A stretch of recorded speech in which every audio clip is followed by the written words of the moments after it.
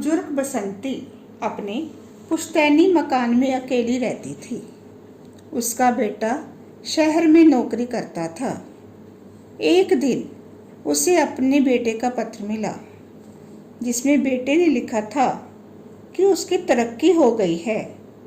Company ने उसे एक कोठी भी दी है। बेटा चाहता था कि उसकी माँ यानी बसंती भी उनके साथ रहे। बसंती सोच में पड़ गई। उसने अपनी पड़ोसन रोशमा से पत्र के बारे में बात की तो रोशमा ने बसंती को कहा, अरे शहर मत जाना, बड़ी दुर्गति होती है, नौकरों सा बर्ताव होता है, बेटे बहू को माँ नहीं नौकर चाहिए। बसंती रोशमा की बात सुनकर इस दुविधा में फंस गई कि शहर जाए या ना।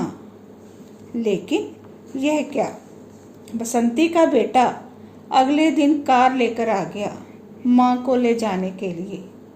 बसंती बेटे की जिद के आगे झुक गई और सोचा जो होगा देखा जाएगा, और थोड़ा सा सामान लेकर बेटे के साथ चली गई। एक लंबे सफ़र के बाद कार एक कोठी के आगे आकर रुकी।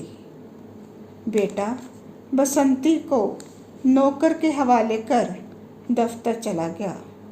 बहू भी काम पर जा चुकी थी और बच्चे स्कूल।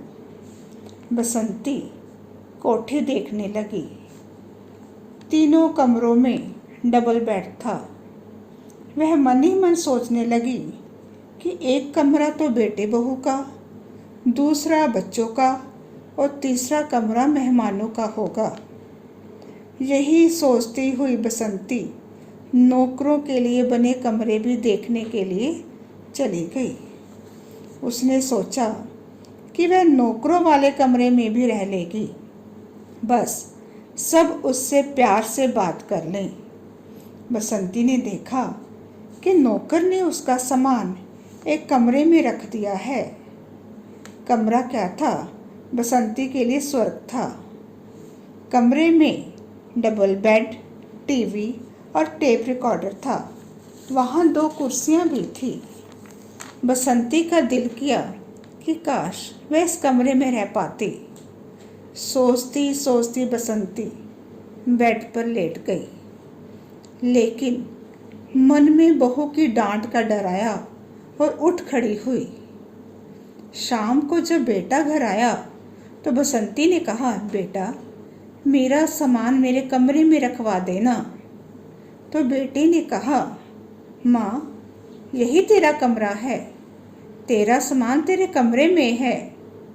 जब दीदी आएगी तो वह तेरे साथ रह लेगी, तेरे पोता पोती भी तेरे साथ सो जाएंगे।